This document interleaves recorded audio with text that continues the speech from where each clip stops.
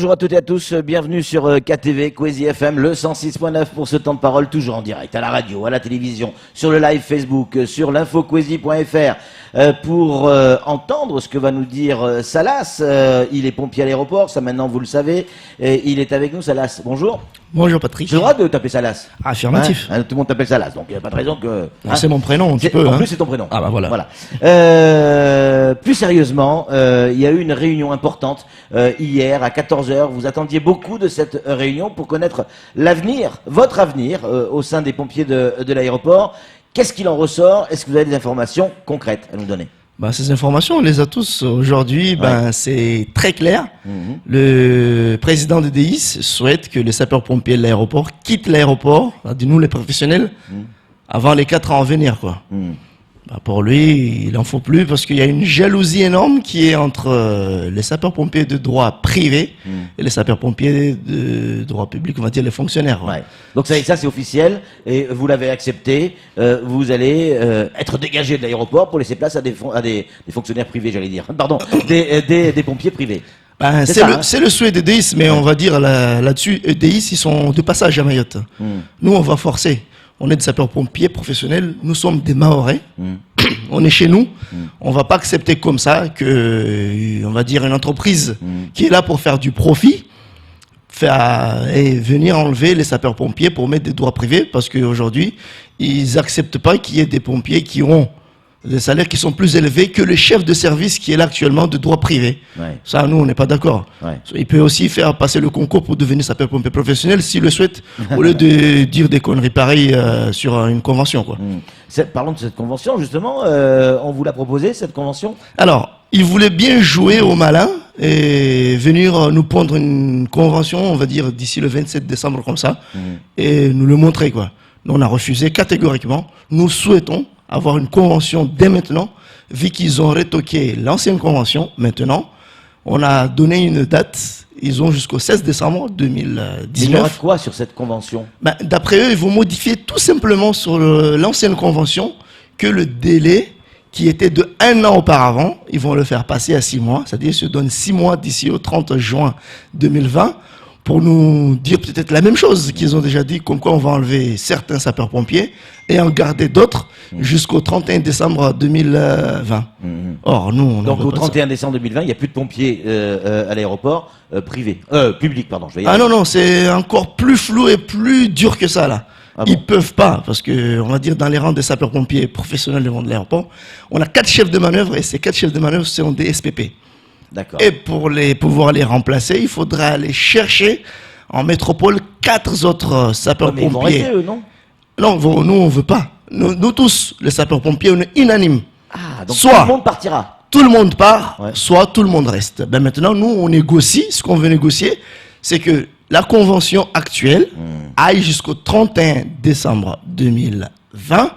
Et au-delà, nous allons chercher à négocier, à trouver d'autres solutions, vu que leur souhait, c'est que les pompiers partent de l'aéroport.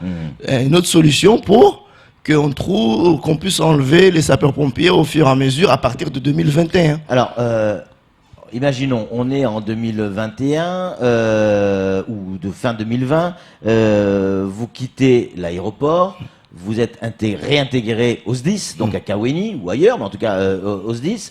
Est-ce que du côté du SDIS, donc du conseil départemental, aussi, est-ce qu'ils ont prévu les budgets adaptés à ça? Parce qu'il y a quand même, combien 16, 2 fois 8, c'est-à-dire 16 personnes qui vont venir se rajouter à l'effectif actuel. Ah non, alors, là, ça m'a fait rigoler hier quand la présidente nous disait « Ah non, moi j'ai pas les moyens, et les communes n'ont pas les moyens, et le conseil départemental n'a pas les moyens pour vous accueillir au niveau du SDIS. » La phrase qui m'a bien plu, c'est « Est-ce que vous, Salas, vous êtes d'accord de venir bosser au sein des pompiers et sans être payé ?» J'ai retoqué la même chose. « Est-ce que vous aussi, vous êtes d'accord de bosser avec nous sans être payé ?» Ah ben non, il n'y a personne qui est d'accord. Maintenant, les communes ont donné leur mot, le conseil départemental a donné leur mot. Actuellement, la balle est dans le camp de des sacs. Attends, il y a un truc que je comprends pas. Vous êtes dégagé de l'aéroport. Vous allez réintégrer votre unité d'origine, le SDIS. Le SDIS vous dit on n'a pas l'argent, enfin en tout cas la présidente vous dit on n'a pas l'argent pour vous payer, donc on peut pas vous prendre. Mais qu'est-ce que vous allez devenir? On va rester à l'aéroport. Parce que vous allez être viré de l'aéroport. Eux, ils peuvent pas nous virer comme ça, parce que maintenant, c'est pas eux qui décident, c'est la DESAC.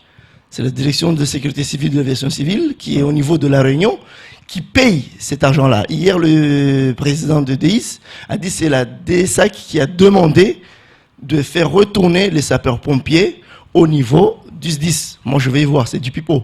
Aujourd'hui, on va demander une réunion avec la DESAC à Mayotte pour qu'ils s'expliquent là-dessus. Là. Parce que moi, je crois, c'est le fait de nous mettre l'huile derrière le dos pour nous masser, mais c'est pas du tout comme ça que ça va se passer là.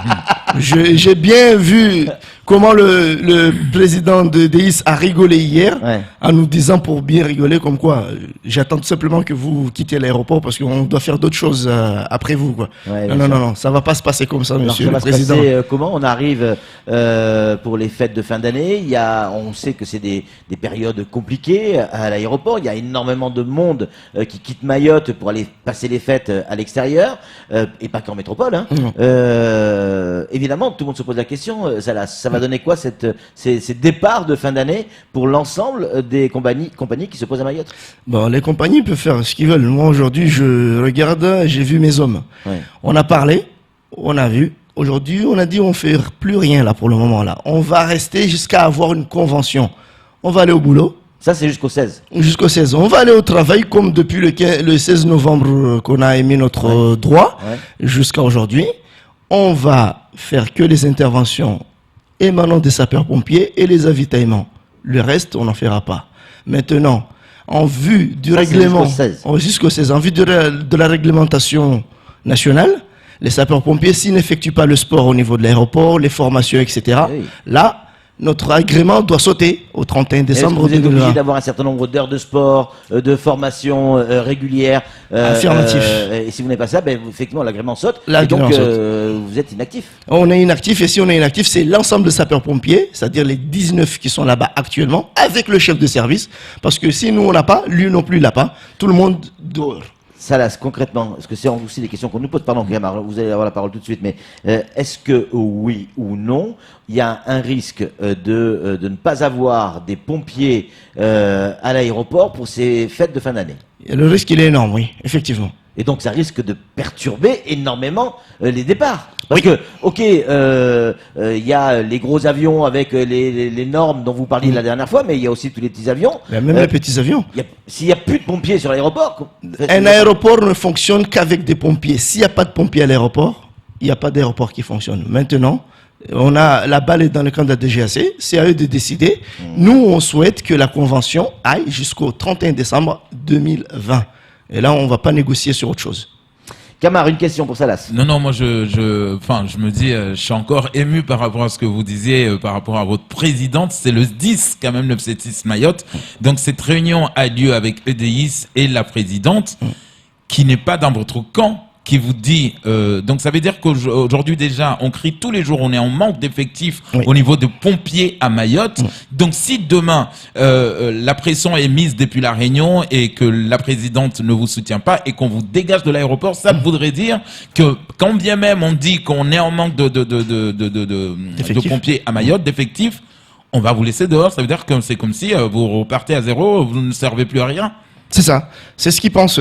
Parce que là, au jour d'aujourd'hui, l'effectif doit être monté à 21 sapeurs-pompiers. Mais c'est depuis 2017 qu'on se bat. Maintenant, on a demandé à la préfecture de prendre ses responsabilités et de nous donner les 3 hommes qui manquent là. On a vu beaucoup de passages de sapeurs-pompiers volontaires du SDIS qui ont passé des entretiens d'embauche au niveau de l'aéroport. On espère que d'ici le 1er janvier 2020, il va y avoir peut-être 3 gares qui vont intégrer notre effectif et pouvoir être aux normes souhaitables pour la sécurité des passagers à l'aéroport de Mayotte. Et qu'est-ce qu'ils disent vos collègues de la situation? Quelle est l'ambiance sur place? L'ambiance, elle est bien, on va dire, calme. Parce que nous, on n'a qu'un souhait. Depuis le début, depuis que on va dire, les sapeurs-pompiers existent à l'aéroport de Mayotte, il n'y a jamais eu de soucis. Depuis que DEIS est arrivé à l'aéroport, avec le nouveau directeur et le nouveau chef Cécilia, il n'y a rien qui va. Même aujourd'hui, je vous dis encore une fois, Patrick, moi, si mon pantalon se déchire en intervention au niveau de l'aéroport, j'en aurais pas un autre pantalon à mettre parce qu'on n'a plus de stock, on n'a plus rien. Aujourd'hui, la gestion de cette personne qui est venue là, elle est nulle. Il n'est pas à la hauteur de gérer un SCCLIA de ce type. Voilà. On est inquiet hein, pour. Nous aussi, ça nous inquiète parce que on nous dit qu'il y a la DGAC qui dit ça. Parce que implicitement, vous, même si vous demandez la convention jusqu'à fin 2020 ou la décaler 2021 ou même 2022, peu importe, à terme, vous, les pompiers du public à l'aéroport, c'est terminé, tôt ou tard. Ça, on l'a bien compris. Tôt ou tard. Ça dépend si aujourd'hui c'est la DGAC qui décide. Là, c'est EDIS. EDIS, je vous dis encore une fois, Patrick, ils sont de passage. Oui. Eux, on leur donnait un marché. Oui. Et ce marché-là, il va un terme un jour. Hein. Oui. Ils ne vont pas rester là à perpétuité non plus. Hein. Ben, s'ils partent, ben, ça se pourrait que bientôt, la DGAC décidera de garder les sapeurs-pompiers. C'est les propriétaires de l'aéroport. C'est l'État, le propriétaire de l'aéroport. EDIS, on lui a prêté quelque chose. Ouais. Et cette chose, il va les rendre tôt ou tard. Ouais. Ben maintenant, c'est la DGAC qui décide, c'est l'État, c'est la préfecture de Mayotte qui a la main sur l'aéroport de Mayotte. C'est de décider et de dire, parce que nous, depuis ce temps-là, on a travaillé jusqu'à aujourd'hui. Il n'y a jamais eu de soucis, il n'y a jamais eu de retocation, etc. C'est que quand EDIS est arrivé, parce que EDIS, il est là pour faire du profit.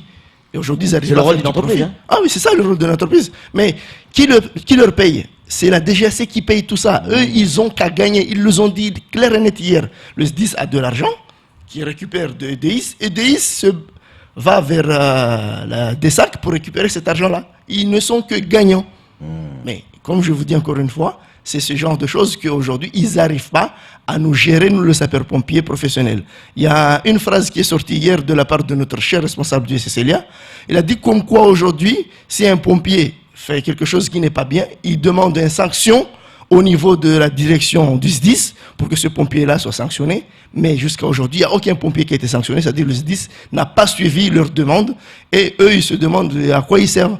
Voilà, ils n'arrivent pas à nous gérer. Est-ce que demain, vous serez en grève également avec l'ensemble l'appel national qui est lancé? On sera dedans là, Rahachir, tous les sapeurs-pompiers professionnels de Mayotte confondus et même les SPV qui ne seront pas de garde sont convoqués, ils m'ont dit on va se convoquer. Ils sont invités à venir place de la République demain à 7h en tenue avec des baskets. Il ne faut pas mettre les Rangers parce que ça va être encore plus lourd et il fait chaud.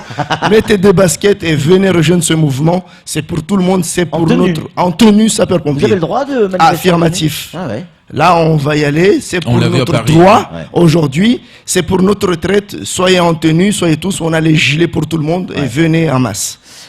Kamar, une question. Ce que j'ai envie de comprendre, c'est qu'aujourd'hui, si EDIS est convaincu qu'il faut absolument que vous partiez de cet aéroport, demain, si ça se décide, mais qui doit former ces pompiers privés qui doivent venir? Vous connaissez les quatre coins de cet aéroport. Vous connaissez exactement comment ça se passe.